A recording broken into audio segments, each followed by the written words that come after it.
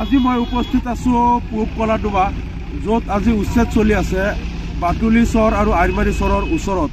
আৰু মই এই মুহূৰ্তত ইয়াত যি দেখা পাইছোঁ যে চৰ চাপৰিৰ যিসকল দুখীয়া কৃষক ভূমিহীন লোক, তেওঁলোকে ট্ৰেক্টৰত নিজৰ ঘৰৰ মাল বস্তু বোজাই কৰি তেওঁলোকে ইয়াৰ পৰা আহি আছে। কিন্তু এটা কথা মই আচৰিত হৈছোঁ যে কিছুদিন আগতে ইয়াত লাঠিমাৰী, আইৰমাৰী আৰু গুলিৰ পাৰত আৰু গণেশ টাপু, য'ত ফৰেষ্ট এৰিয়া বুলি তাত উচ্ছেদ কৰা হৈছিল, তেতিয়া কিন্তু তেওঁলোকে ফৰেষ্টৰ মেপত বাটুলি চৰ আৰু আইৰমাৰীৰ এটা অংশৰ লগতে পূব কলাডোবাৰ এই অংশটো আৰু শিয়ালি চাপৰি এইখিনি ফৰেষ্ট এৰিয়াত নহয় বুলি এই এলেকাটোক উচ্ছেদ কৰা হোৱা নাছিল। কিন্তু আজি যি দেখা পাইছোঁ, যিখিনি ফৰেষ্ট এৰিয়াত পৰা নাই সেই এলেকাটো আজি উচ্ছেদ আৰম্ভ কৰিছে। বাটুলি চৰৰ পৰা আৰম্ভ কৰি ইয়াত আইৰমাৰীৰ ফালে উচ্ছেদ কৰিছে।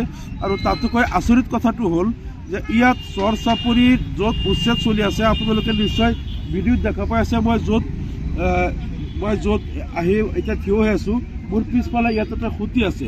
খুঁটিত এতিয়ালৈকে এই পুহ মাহত, এতিয়া মাঘ মাহ আহি পাব, এতিয়ালৈকে পানী আছে। আৰু এই পানীৰে ট্ৰেক্টৰবিলাক কোনোমতে পাৰ হ'ব পাৰে, আমি অন্য গাড়ীলৈ পাৰ হ'ব নোৱাৰোঁ। এই খুঁটিৰ মাজত যিবিলাক চৰ আছে, এই চৰ চাপৰিৰ এই পৰিত্যক্ত ভূমিত অসম চৰকাৰে ইয়াত একো স্কুল, কলেজ, ইউনিভাৰ্চিটি, ইণ্ডাষ্ট্ৰী একো কৰিব নোৱাৰিব। এইবিলাক পৰিত্যক্ত ভূমি, এই মাটি একমাত্ৰ কৃষিৰ কাৰণেই উপযোগী, বেলেগ একো কামৰ কাৰণে উপযোগী নহয়। গতিকে ইয়াত আমাৰ যিসকল দুখীয়া আৰু ভূমিহীন আৰু গৰাখহনীয়া আক্ৰান্ত লোকে ইমান দিন এই চৰবিলাকত থাকি তেওঁলোকে কৃষি সামগ্ৰী, বিশেষকৈ ৰবি শস্য উৎপাদন কৰি অসমবাসীৰ লগতে উত্তৰ পূৰ্বাঞ্চলৰ চাহিদা পূৰণ কৰি আছিল, আজি এই দুখীয়া কৃষকসকলক ইয়াৰ পৰা আকৌ উচ্ছেদ কৰি দিয়া হৈ আছে। গতিকে মই এই ভিডিঅ'ৰ জৰিয়তে অসম চৰকাৰক দাবী জনাইছোঁ যে আপোনালোকে এই চৰৰ মাটিটো কি কৰিব? ইয়াততো আপোনালোকে ইণ্ডাষ্ট্ৰী, স্কুল, কলেজ, টাউন একো বনাব নোৱাৰে।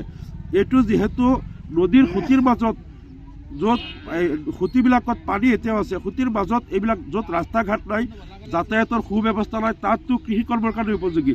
চৰকাৰে যদি এই মাটিখিনিক পট্টা দি পেলাই এই ৰাইজৰ পৰা খাজনা ল'লে অসমৰ ৰেভিনিউ বহুত উন্নত হ'লেহেঁতেন। আৰু তেওঁলোকে যিমান ৰবি শস্য উৎপাদন কৰি আছে, সেইটোৱে অসমৰ কৃষি অৰ্থনীতি বহুত উন্নত কৰি আছিল, কৃষি অৰ্থনীতিত বৰঙণি যোগাই আছিলে। কিন্তু কেৱল আক্ৰোশমূলকভাৱে এই লোকসকল মুছলমান হোৱাৰ কাৰণেই, এই লোকসকল যাতে খেতি বাতি কৰি জীয়াই থাকিব নোৱাৰে, তেওঁলোক যাতে জীৱন নিৰ্বাহ কৰিব নোৱাৰে, তাৰ কাৰণে আক্ৰোশমূলকভাৱে চৰকাৰে ইয়াত আজি উচ্ছেদ আৰম্ভ কৰিছে। আনকি যি এলেকাটো বনাঞ্চলত পৰা নাছিল, ফৰেষ্টত পৰা নাই, তাতো উচ্ছেদ কৰি আছে। আৰু ইয়াত আৰু এটা আচৰিত কথা হ'ল, কেইদিনমানৰ আগতে কিছু ফৰেষ্ট গাৰ্ড আহি পেলাই স্থানীয় কেইজনমান দালালক লৈ পেলাই, দালালৰ সহযোগত বিভিন্ন লোকৰ পৰা তেওঁলোকে টকা উঠাইছিল। তেওঁলোকে বিঘাই প্ৰতি ৩,০০০ টকা তেওঁলোকে উঠাইছিল যে তোমালোকে টকা দিলে উচ্ছেদ কৰা নহ'ব। এই ৰাইজৰ পৰা টকাটো উঠাই লৈ পেলাই এতিয়া উচ্ছেদটো আৰম্ভ কৰি দিলে। গতিকে এই লোকসকলক এনেইতো উচ্ছেদ কৰিব, তেওঁলোকৰ খেতি বাতি কৰিছে, খেতি বাতি বিনষ্ট কৰা হৈ আছে, তাৰ উপৰিও এই লোকসকলৰ পৰা অন্যায়ভাৱে তেওঁলোকৰ পৰা টকা ল'লে। গতিকে ইয়াত উচ্ছেদৰ নামত যি চলি আছে, এইটো এটা অবৈধ ব্যৱসায় চলি আছে, টকাৰ ব্যৱসায়।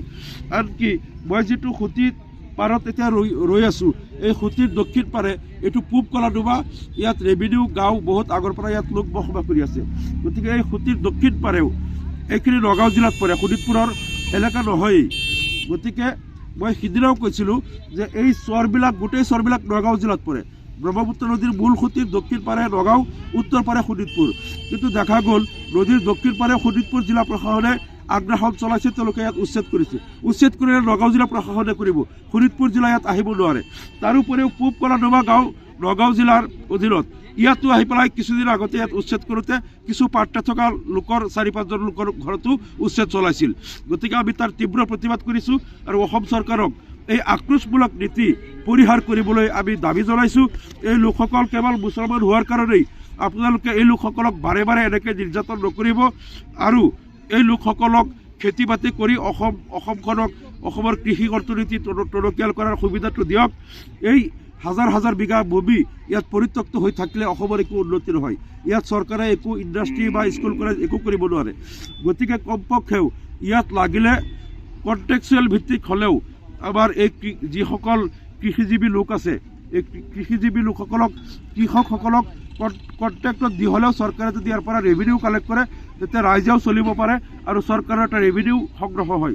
গতিকে মই ৰাজ্য চৰকাৰক দাবী জনাইছোঁ যে আপোনালোকে এই ভূমিহীন লোকসকলক এনেকৈ হাৰাশাস্তি নকৰিব। আৰু আজি যিটো উচ্ছেদ আপোনালোকে কৰি আছে, এতিয়া ফৰেষ্টৰ এৰিয়াৰ বাহিৰতো কৰি আছে, ইয়াত কোনো চাওতা নাই কোনটো ফৰেষ্টৰ কিবা যিটো 1991 চনৰ যিকেইটা পিলাৰ আছিল ফৰেষ্টৰ, তাৰ পৰা বহু দূৰ আগুৱাই আহি এতিয়া পিলাৰবিলাক বহাইছে।